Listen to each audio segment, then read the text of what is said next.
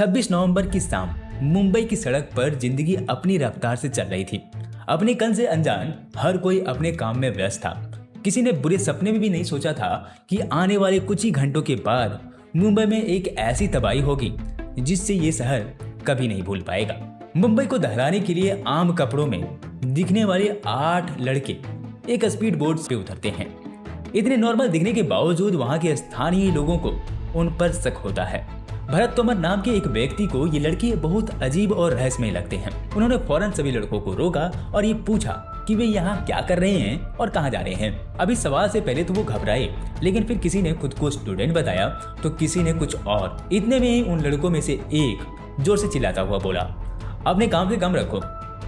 रात का वक्त था और ऐसे में एक ही उम्र के 8 लड़के कंधों पर 2 बड़े बैग लेकर बिना कुछ बताए वहां से निकल जाते हैं। भरत को इन लड़कों पर शक हुआ, जिस कारण से उन्होंने आगे चलकर इस घटना की जानकारी मुंबई पुलिस को दी। लेकिन पुलिस ने इस बात को बहुत हल्के में लिया और कोई कार्रवाई नहीं की। बाद में कार्रवाई ना करना ही मुंबई पुलिस की सबसे बड़ी गलती साबित हुई। अगर समय रहते मुंबई पुलिस ने कार्रवाई करी होती तो शायद ये मुंबई की मौत का तांडव देखने को नहीं मिलता। शायद उस दिन इतिहास में 166 लोगों की मौत नहीं हुई होती।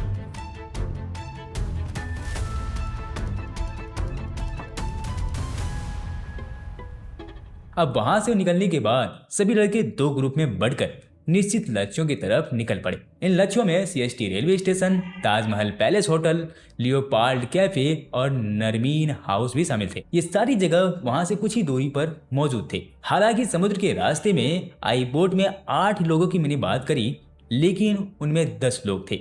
जहां 10 में से 8 लोग बोट से उतरकर सड़क के रास्ते अपनी लोकेशन पर पहुंचे, वहीं बाकी 2 लड़के अपने लक्ष्य ओबराय होटल तक पहुंचने के लिए बोट का ही इस्तेमाल करते हैं।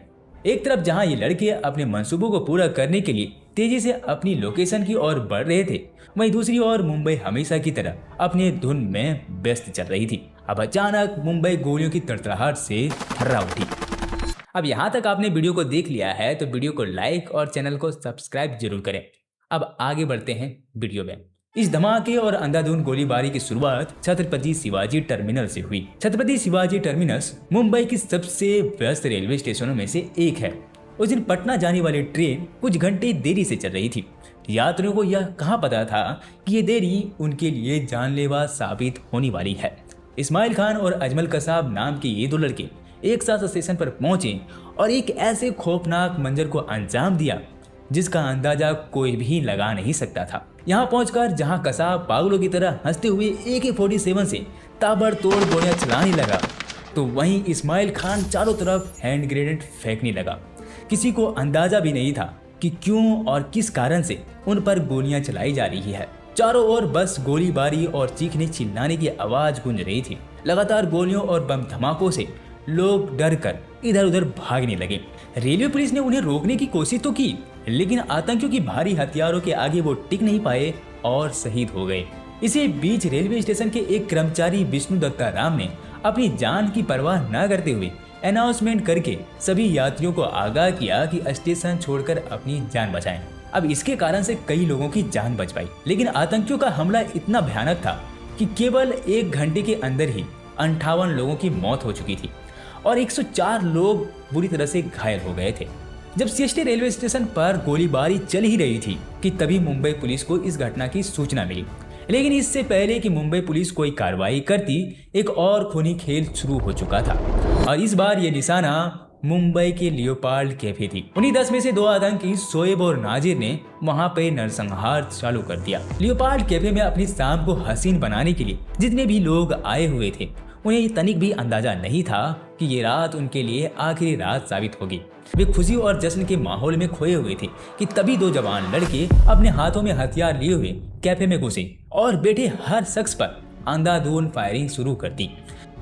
अब कैफे की लोकप्रियता और विदेशी मौजूदगी के कारण इसे निशाना बनाया गया था। अचानक हुई फायरिंग से कैफे में बैठे लोग चाहकर भी अपनी जान नहीं बचा पाए और इस हमले में विदेशी और भारतीय लोग मारे गए। मुंबई में लगातार अब 2 हमले हो चुके थे। आतंकियों का कहर थमने का नाम नहीं ले रहा था। अब उनका अगला निशाना ताजमहल पैलेस होटल था। ताज होटल पर हमले की इतनी जबरदस्त प्लानिंग की गई थी कि जिस समय यह हमला किया गया उस समय ये होटल के ज्यादातर कमरे भरे हुए थे। हमले के वक्त यूरोपियन पार्लियामेंट कमेटी के प्रतिनिधि भी होटल में मौजूद थे। संयोग से उस दिन गौतम अडानी भी ताज होटल में मीटिंग कर रहे थे।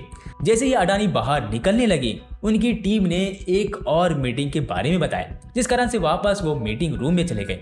इसी बीच आतंकियों का तीसरा ग्रुप हाफिज और जावेद होटल के मेन एंट्रेंस से अंदर घुस गए।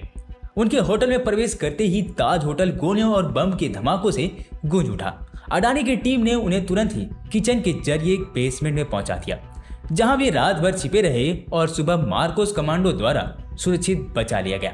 आतंकियों का मकसद था कि किसी बड़े बिजनेसमैन या विदेशी प्रतिनिधि को बंधक बना लिया जाए, ताकि भारत सरकार से बातचीत किया जा सके और नेगोशिएशन किया जा सके। अब इसी कारण से उन्होंने होटल के अलग अलग फ्लोर पर हमला किया और कई लोगों को बंधक भी बना लिया।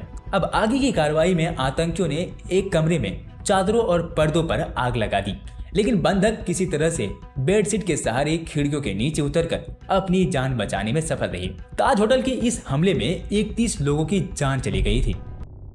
आतंकियों की चौथी टीम नाजिर और बाबर इमरान नरीमन हाउस में घुस गए और वहां मौजूद लोगों को बंधक बना लिया। नरीमन हाउस एक यहूदी केंद्र था और यहाँ के इजराइल प्रीस्ट राबी गैब्रियल हॉसबर्ग अपनी पत्नी रिबका और बेटे के साथ रहते थे। इस जगह को निशाना बनाने के पीछे आतंकियों का अलग मकसद था। उनका इरादा था कि इजराइल के नागरिकों को बंधक बनाकर इजराइल सरकार पर दबाव बनाना और भारत और इजराइल के रिश्तों में फूट डालना। आतंकियों ने गिब्राइल पर इजराइल की असेंबली से बात करवाने के लिए दबाव डाला, लेकिन जब कोई बात नहीं बनी तो नरीमन हाउस को खून से रंग दिया। अब इस हमले से गैब्रियल और उनकी गर्भवती पत्नी समेत 9 लोगों की जान चली गई। आतंकियों का 5वां ग्रुप अब्दुल रहमान और फादुल्ला ओबराय होटल के पास बोट से उतरते हैं और होटल की लॉबी में अंधाधुंध फायरिंग शुरू कर देते हैं। उन्होंने होटल के 2 स्टाफ मेंबर जॉर्डन और प्रदीप को बंधक बना लिया था। आतंकियों ने जॉर्डन से आग लगवाने के लिए कहा, लेकिन जब उनके हाथ कांपने लगे तो आतंकी ने गुस्से में आकर उन्हें गोली मार दी। इसके बाद प्रदीप ने मौत के डर से आग लगा दी। प्रदीप ने चालाकी दिखाते हुए आतंकियों को बताया कि वीआईपी ऊपर के फ्लोर में हो सकते हैं और लिफ्ट से जाना हमारे लिए बेस्ट रहेगा। लिफ्ट खुलते ही प्रदीप ने आतंकियों को चकमा देकर अकेले लिफ्ट में घुसकर नीचे जाने का बटन दबा दिया। इस चकमे से गुस्साए आतंकियों ने पागलों की तरफ फायरिंग शुरू कर दी, जिसमें 30 से ज्यादा लोग मारे गए। इसके अलावा विले पोर्ले और बॉडी बंदर में एक टैक्सी में बम विस्फोट हुआ, जिसमें टैक्सी में सवार सभी लोग मारे गए। यह बम उन्हीं आतंकियों में से कुछ ने लगाया था जो टैक्सी का इस्तेमाल कर एक जगह से दूसरी जगह जा रहे थे। लगातार हो रहे हमले की सूचना मिलते ही मुंबई एटीएस की हेड हेमंत करकरे अपनी टीम के साथ आतंकियों के पीछा करने निकल चुके थे। उन्हें पता चला कि 2 आतंकी कामा हॉस्पिटल के पास देखे गए हैं। करकरे अपनी गाड़ी से वहां पहुंचे, लेकिन अचानक सीएसटी पर हमला करने वाली कसाब और इस्माइल ने उनकी गाड़ी पर अंधाधुंध फायरिंग शुरू कर दी। इस हमले में हेमंत करकरे सहित कई पुलिसकर्मी शहीद हो गए, लेकिन गाड़ी की पिछली सीट पर हेड कांस्टेबल अरुण यादव जिंदा बच गए थे। उन्होंने मरने का नाटक किया और पूरे रास्ते आतंकियों की बात सुनते रहे। आतंकियों की गाड़ी छोड़ती ही उन्होंने तुरंत पुलिस कंट्रोल रूम में आतंकियों की दिशा के बारे में सूचना दी। इस सूचना के आधार पर ही पुलिस ने आतंकियों को घेर लिया और दोनों तरफ से भीषण गोलीबारी भी हुई। जब आतंकियों की तरफ से फायरिंग रुकी तो असिस्टेंट सब इंस्पेक्टर तुकाराम आमले आगे बढ़े। जैसे ही वे आतंकी के पास पहुंचे, एक आतंकी उठ खड़ा हुआ। तुकाराम ने बहादुरी से उसकी बंदूक पकड़ ली ताकि वह भाग ना सके। गुस्साए आतंकी ने तुकाराम के शरीर में 23 गोलियां दाग दी और वहीं शहीद हो गई, लेकिन उनका बलिदान व्यर्थ नहीं गया। एक आतंकी पहले ही मारा जा चुका था और तुकाराम की बहादुरी की बदौलत ही दूसरे आतंकी अजमल कसाब को जिंदा पकड़ लिया गया। महाराष्ट्र सरकार ने केंद्र सरकार से मदद मांगी और दिल्ली के एनएसजी यानी नेशनल सिक्योरिटी गार्ड के कमांडो तैयार किए गए।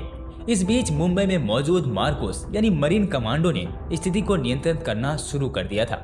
एनएसजी कमांडो के आते ही ऑपरेशन ब्लैक टोरंटो शुरू किया गया। कमांडो की टीम ने ताज होटल, ओबराय होटल और नरीमन हाउस को तीनों तरफ से घेर लिया था। यह लड़ाई आसान नहीं थी।